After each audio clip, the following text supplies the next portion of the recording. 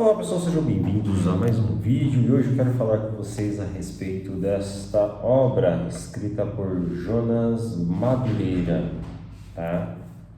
Com o título de O Custo do Discipulado, a doutrina da imitação de Cristo, tá? Quero trazer aqui, assim como eu fiz no livro do Bibo, uma descrição a respeito do livro físico e depois do conteúdo, tá? Esse livro ele tem uma textura muito diferente dos livros que eu costumo ler, tá? Ele é meio aveludado, isso chamou muito a minha atenção, tá? A leitura dele é bem fácil, tá? O Jonas ele tem uma escrita muito boa, então dá para ser feito assim de maneira tranquila e rápida, tá? Normalmente os filósofos, né, quando você lê os filósofos, você lê uma página, né, ou lê algumas palavras e tem que fazer uma reflexão a respeito do que ele leu, do que ele trouxe. Apesar do pastor Jonas ser um filósofo, ele conseguiu apresentar muito bem o conteúdo, tá? Ele trouxe traços filosóficos maravilhosos aqui a respeito, tá? Achei muito interessante. Outra coisa que é importante que vocês devem levar em consideração quando vão adquirir uma obra, tá? Entender a veracidade, é isso aqui, ó. Isso aqui vale ouro, pessoal. Vale tanto quanto um livro, que são as referências, tá? Ninguém pode tirar nada da cabeça, tá? Então, se a pessoa escreveu um livro e tirou as ideias, os questionamentos, o conteúdo dele da cabeça, tá? Ou segundo a sua interpretação a respeito das escrituras, é um pouco complicado. Mas aqui o pastor Jonas ele se preocupou em colocar um prefácio bem legal, tá? E, nossa, os prefácios são interessantes porque você consegue pegar ali da raiz, tá? Do pensamento que o Jonas teve a respeito do assunto. Então tem de tudo, tem Lutero, tem Augustus Nicodemo, C.S. Lewis, tem vários outros aqui, o James Dunlop. Então, achei super legal, tá? Uma coisa que me impactou um pouco é a gramatura do papel. Eu não estou acostumado com essa gramatura, então eu ficava toda hora para virar a página e nossa, tá duplicado. Eu ficava assim, ó, cutucando para sair. Então, assim, é uma gramatura bem boa mesmo, tá? Outros pontos interessantes também é as pessoas que leram e endossaram esse conteúdo, tá? As dedicatórias. Só essa dedicatória aqui já faz com que você deseje insanamente ler esse livro, que é do Mark Dever, pastor lá da Batista de Capitol Hill. Tem aqui também Franklin Ferreira, homem muito de Deus, Jonathan Leman, Augustus Nicodemos, Vinícius Musselman, Leonardo Sábio. Esse Leonardo eu não conheço. O Mauro Menster, grande mestre, Felipe Fontes e Emílio Garofalo Neto, esse também não conheço.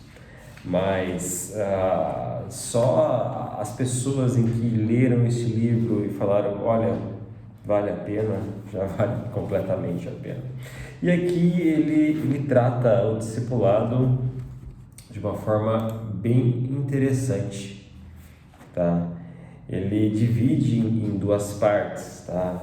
A primeira parte, o fato de como você ser discípulo de Cristo, e ele traz uma segunda parte, é como você ensinar as pessoas a ser discípulos de Jesus. E no decorrer desse livro ele combate vários pontos que o cristianismo, as dificuldades que o cristianismo tem enfrentado. Olha aqui que interessante que ele escreveu, olha só. Siga o Mestre, como? Ouvindo todas as palavras que foram ditas sobre ele por meio dos profetas e apóstolos. Siga o Mestre, não como você quer e imagina, mas como ele quer ser seguido. Siga o Mestre, que não apenas fala à sua mente, mas também aos seus afetos, que observa cada momento do seu processo espiritual rumo ao lugar que ele, somente ele, pode preparar para os seus seguidores. Siga o Mestre. Aí ele coloca uma pergunta no final: mas como ele quer ser seguido? Um outro fator também que marcou bastante a respeito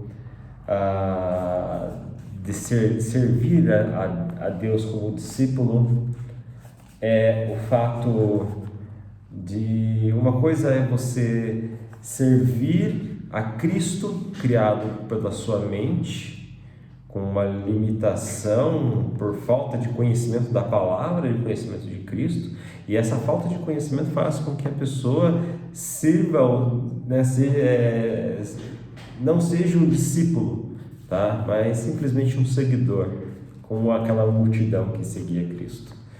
Ou você se nutre da palavra de Deus, do seu conhecimento, bebe da fonte verdadeira, da palavra dele, entendendo quem é de fato Jesus Cristo. A partir disso, tá? Se tornar um verdadeiro discípulo, porque o discípulo é aquele que se assenta aos pés do seu mestre e ouve, né? E recebe, se alimenta daquilo que ele diz. Isso nós só conseguimos através das Escrituras, tá?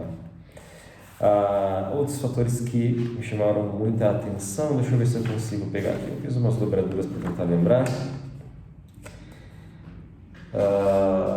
Os discípulos de Jesus são como plantas que foram removidas com raiz da sua cultura egocêntrica e que em seguida foram transplantadas para a cultura cristocêntrica do reino de Deus, tá? Ele cita até Tim Keller falando a respeito aí do ego, tá? O fato de você minimizar o teu ego. Ele fala até dos lírios do campo, isso é muito lindo.